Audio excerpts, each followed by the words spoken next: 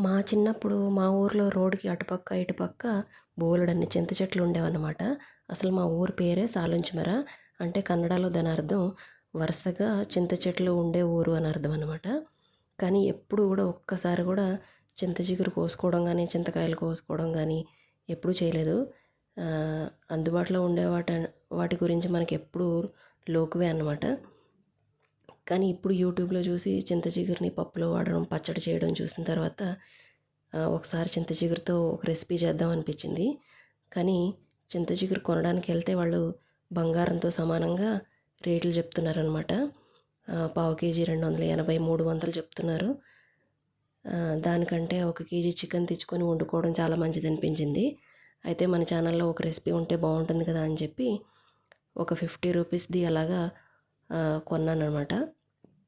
దాన్ని ఈరోజు పప్పులో ఏసి వండాను. టేస్ట్